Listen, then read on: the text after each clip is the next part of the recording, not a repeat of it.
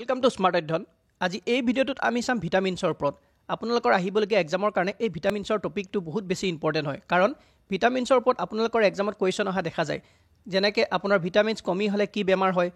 বা কোনটো ফ্ৰুটছত বা কোনটো বস্তুত কি ভিটামিন থাকে এনেকুৱা ধৰণৰ প্ৰশ্নসমূহ আমি দেখা পাওঁ সো সেইটো কাৰণে আমি ভিটামিনছৰ ওপৰত অলপ ডিসকাস কৰিম তাৰ লগতে কেইটামান ইম্পৰ্টেণ্ট কোৱেশ্চনো চাম সো দেৰি নকৰি আজি ভিডিওটো আৰম্ভ কৰিছোঁ প্ৰথমতে আপোনালোকে জানিব লাগিব যে এই ভিটামিনছটো হয়নো কি এই ভিটামিনছটো আপোনাৰ নিউট্ৰিয়েন্টছত পৰে ঠিক তেনেকৈ আমাৰ টোটাল 6টা নিউট্ৰিয়েন্টছ আছে প্ৰথমটো চাওক কাৰ্বোহাইড্ৰেট তে কাৰ্বোহাইড্ৰেট মানে কোনবোৰ হয় কাৰ্বোহাইড্ৰেটৰ পৰা আমি এনাৰ্জি পাওঁ ভাত হওক ৰুটি হওক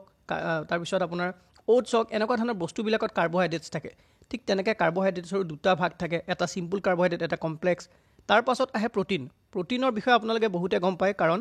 প্ৰটিনে কি কৰে বডি বিল্ডিঙৰ আপোনাৰ যিসকলে কৰে তেওঁলোকক দেখিছে প্ৰটিন বহুত খায় কাৰণ প্ৰটিনে আপোনাৰ মাসল বিল্ডিং কৰাত হেল্প কৰে আমি যদি এক্সাম্পল ল'বলৈ যাওঁ মাছ মাংস কণী এনেকুৱা ধৰণৰ বস্তুবিলাকত আপোনাৰ প্ৰটিন পোৱা যায় তাৰ পাছত ফেটছ আহে ফেটছটো আপোনাৰ সকলোৱে জানে অইল বা নাটছ হওক এনেকুৱা ধৰণৰ বস্তুবিলাকত ফেটছ পোৱা যায় তাৰ পাছত আহে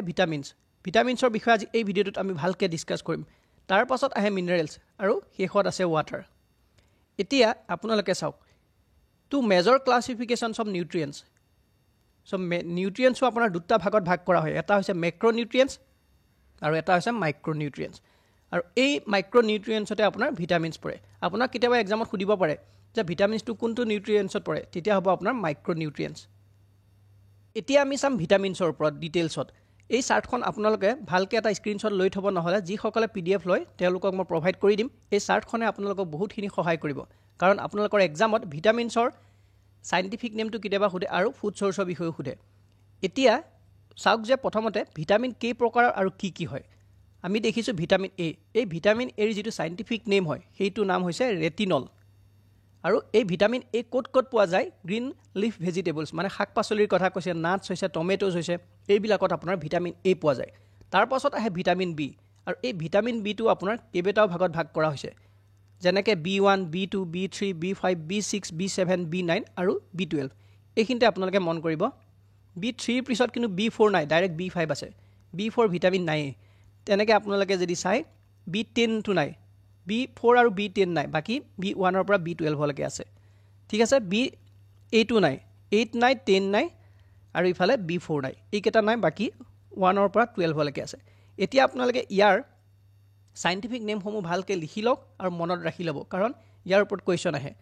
তাৰ পাছত আহে ভিটামিন সি ক'ত পোৱা যায় যিবোৰ টেঙা জাতীয় বস্তু নেমু হওক তাৰ পাছত আপোনাৰ কমলা হওক এনেকুৱা ধৰণৰ বস্তুবিলাকত আপোনাৰ ভিটামিন সি পোৱা যায় আৰু ভিটামিন সিৰ কিন্তু আপোনাৰ সাইন্টিফিক নেমটো এক্সামত আহে ইয়াৰ হৈছে এস্কৰ্বিক এচিড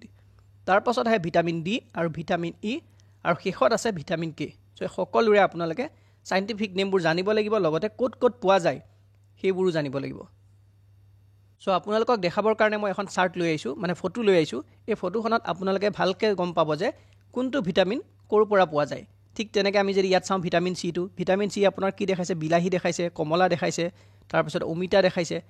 এই সকলোখিনি আপোনালোকে বিচাৰিলে এটা স্ক্ৰীনশ্বট লৈ থ'ব পাৰে এতিয়া চাওক ভিটামিনটোক আপোনাৰ দুটা ভাগত বিভক্ত কৰাইছে এটা হৈছে ৱাটাৰ সলিবল এটা হৈছে ফেট সলিবল কোৱেশ্চন আপোনালোকৰ এক্সামত আহে যে ফেট সলিবল ভিটামিন কোনকেইটা বা ৱাটাৰ সলিবল ভিটামিন কোনকেইটা হয় তো আপোনালোকে কেনেকৈ মনত ৰাখিব একদম সহজ হয় আমি কি জানো ভিটামিন কেইটা প্ৰথমতে জানিব যে ফেট সলিবলটো মুখস্থ কৰিলে বাকিকেইটা ওলাই পৰিব কাৰণ ফেট সলিবলটো মনত ৰাখিবৰ কাৰণে একদম সহজ ইয়াত কি দিছে DEKA আপোনালোকে ডেকাটো এটা উপাধি হয় না কোন ডেকা উপাধিৰ মানুহ আছে তেওঁলোকৰ কাৰণেতো আৰু বেছি সহজ হ'ব মনত ৰাখিবৰ কাৰণে এই ডেকাটো হৈছে আপোনাৰ ফেট সলিবল বাকি এক্সামত আপোনালোকৰ যদি আহে বিটো কি হ'ব ৱাটাৰ সলিবল নে ফেট সলিবল আপোনালোকে যদি ডেকাটো মনত ৰাখি লয় এতিয়া চাওক বিটো যদি সুধিছে বিটো ফেট সলিবল আমি বুলি মনত ৰাখি ল'ম সো বিটো যদি ইয়াত নাই তেতিয়াহ'লে গম পাব এইটো ৱাটাৰ সলিবল ঠিক তেনেকৈ সিটো হৈছে ৱাটাৰ সলিবল একদম মনত ৰাখি ল'ব DEKA ডেকা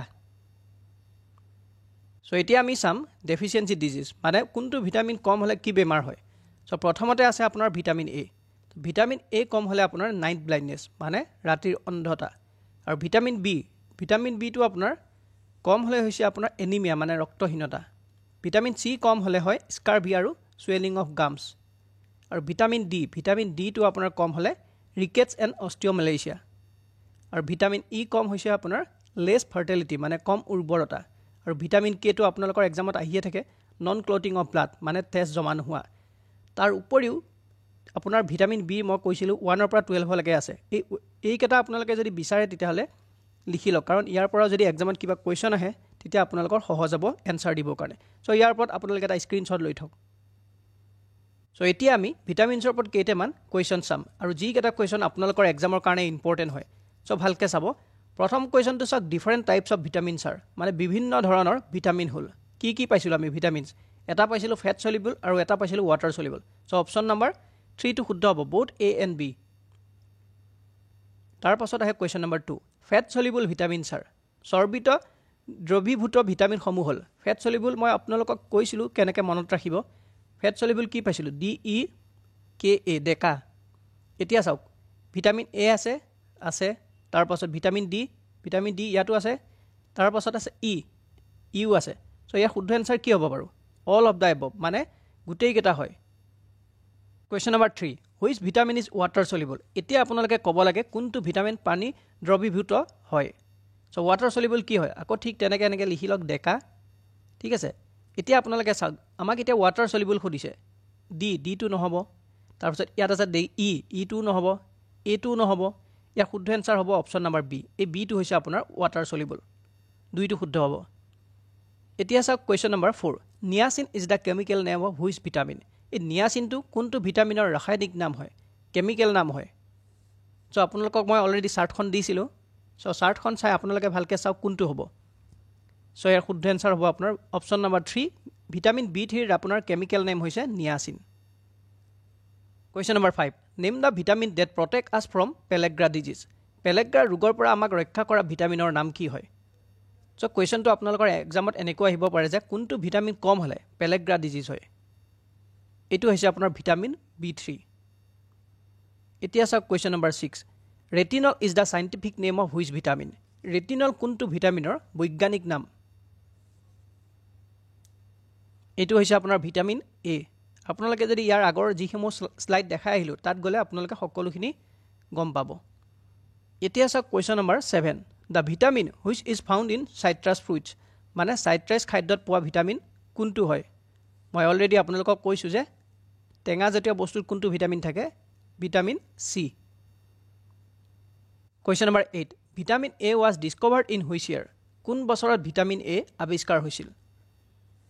সো মনত ৰাখিব ভিটামিন এটো আপোনাৰ আৱিষ্কাৰ হৈছিল 1912 মানে 1912 চনত অপশ্যন নম্বৰ 2টো শুদ্ধ তাৰ পাছত question number 9 liver damage is caused due to the overdose of which vitamin কোনটো ভিটামিনৰ অতিমাত্ৰা সেৱনৰ বাবে লিভাৰৰ ক্ষতি হয় আপোনালোকে যদি সেই ভিটামিনটো জোখতকৈ বেছি ইউজ কৰে তেতিয়া আপোনাৰ কি হ'ব লিভাৰটো ক্ষতি হ'ব সো এইটো হৈছে আপোনাৰ vitamin B3 question number 10 name the vitamin which are essential for the health of the brain মগজুৰ স্বাস্থ্যৰ বাবে অপৰিহাৰ্য ভিটামিনৰ নাম লিখা সো আপোনাৰ ব্ৰেইনৰ কাৰণে বহুত বেছি ইম্পৰ্টেণ্ট হয় অপশ্যনসমূহ চাওক B6 B9 B12 কোনটো হ'ব ইয়াৰ শুদ্ধ এনসাৰ হৈছে আপোনাৰ option number 4 all of the above মানে আপোনালোকৰ ব্ৰেইনৰ কাৰণে B6 B9 B12 এই গোটেইকেইটা দৰকাৰ হয় question number 11 which one of the following vitamins is responsible for blood clotting তলৰ কোনটো ভিটামিন তেজ জমা হোৱাৰ বাবে দায়ী হয় মই অলৰেডি আপোনালোকক জনাইছিলোঁ যে এক্সামৰ কাৰণে এটা ইম্পৰ্টেণ্ট কুৱেশ্যন হয় এইটো ইয়াৰ শুদ্ধ এনসাৰ হৈছে আপোনাৰ vitamin K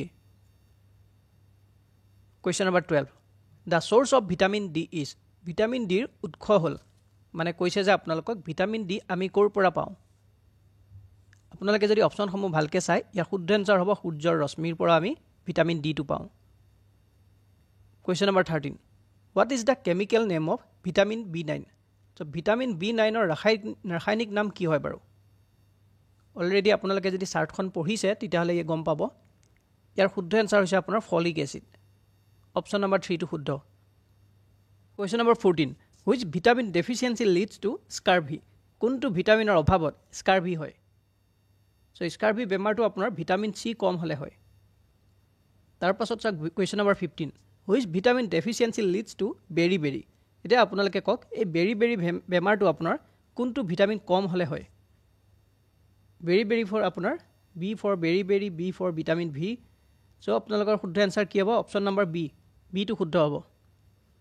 question number 16 which vitamin deficiency leads to rickets কোনটো ভিটামিনৰ অভাৱত ৰিকেট হয় সো ৰিকেটটো হৈছে আপোনাৰ ভিটামিন ডি এতিয়া চাওক question number 17 which vitamin deficiency leads to night blindness কোনটো ভিটামিনৰ অভাৱত ৰাতি অন্ধ হৈ পৰে সো নাইট ব্লাইণ্ডনেছ আমি যদি অপচনসমূহ ভালকৈ চাওঁ ওলাই পৰিব চাওক ভিটামিন ডি আমি কি পালোঁ ৰিকেটছ ভিটামিন চি পালোঁ স্কাৰ্ভি ভিটামিন বি পালোঁ বেৰি আৰু ভিটামিন এ মানে হৈছে আপোনাৰ night blindness question number 18 which one of the following pair is not correctly matches তলৰ কোনটো যোৰ সঠিকভাৱে মিল নাই সুধিছে মানে আপোনালোকে কমেণ্ট কৰি এতিয়া জনাব লাগিব সকলোৱে এই কুৱেশ্যনটো মই আপোনালোকৰ কাৰণে ৰাখিছোঁ যে আপোনালোকক ভিটামিন এৰ লগত এইটো মিলি আছেনে নাই বিৰ লগত এইটো মিলি আছেনে নাই চিৰ লগত এইটো মিলি আছেনে নাই কুৱেশ্যনটোত সুধিছে কোনটো মিল নাই ইয়াত এনেকুৱা এটা আপোনাৰ আছে যিটো আপোনাৰ মিল নাই কৈছে এনেকৈ চ' আপোনালোকে এই মিল নথকাটো কমেণ্ট কৰি এতিয়া এনচাৰটো জনাব চ' ভিডিঅ'টো আজি ইমানেই আছিলে যদি ভাল লাগিছে তেতিয়াহ'লে এটা লাইক আৰু কমেণ্ট কৰিব নাপাহৰিব